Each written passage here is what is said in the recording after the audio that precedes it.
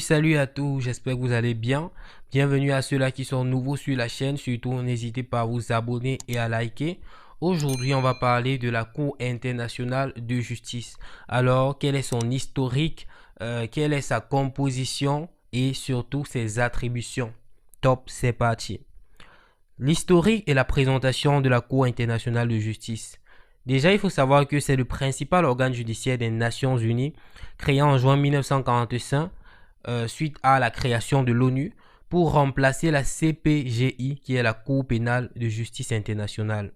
Le siège donc de la Cour internationale de justice se trouve à La Haye aux Pays-Bas, en raison de la longue histoire de cette ville en tant que centre de relations internationales pacifiques. D'ailleurs, la première conférence de paix au monde s'est tenue dans cette ville en 1899. Et il faut savoir que la CIJ est d'ailleurs le seul organe de l'ONU qui se trouve aux Pays-Bas. La composition de la CIJ.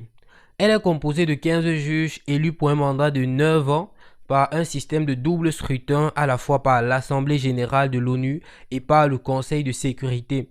Les juges ne peuvent pas tous être de la même nationalité et ils siègent de façon indépendante et ne sont pas les représentants de leurs États. Un État ne peut pas avoir plusieurs juges à la CIJ. Maintenant, parlons des fonctions de la CIJ. Ici, nous avons la fonction juridictionnelle et la fonction consultative. Concernant la fonction juridictionnelle, seuls des États membres de l'ONU peuvent saisir la Cour pour trancher un litige. Il y a 3 hypothèses différentes dans lesquelles elle peut être saisie.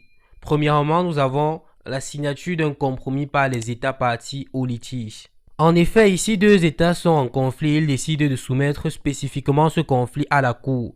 Ils se mettent donc d'accord et signent un compromis pour le litige en particulier. Donc ça, c'était la première hypothèse. La seconde hypothèse, c'est qu'il y a la présence d'une clause compromissoire dans le traité signé par les États en conflit.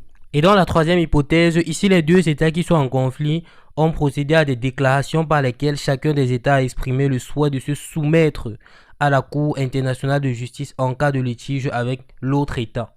Et il faut savoir que lorsqu'une décision est donnée par la Cour mais qu'elle n'est pas respectée, l'autre partie peut saisir le Conseil de sécurité de l'ONU pour que ce conseil prenne des mesures contraignantes pour faire respecter au fait la décision de justice. Et il faut savoir aussi que la CPGI, qui est l'ancêtre de la CIJ, avait aussi cette mission d'émettre des avis consultatifs et elle avait d'ailleurs émis une vingtaine d'avis consultatifs avant d'être remplacée. Voilà, c'est tout pour cette vidéo les amis. Merci d'avoir regardé la vidéo. Surtout, n'oubliez pas de vous abonner pour les nouveaux, de liker, de commenter, posez vos questions dans les commentaires et proposez-nous des thèmes pour de nouvelles vidéos aussi dans les commentaires. Allez, on se dit ciao et à bientôt.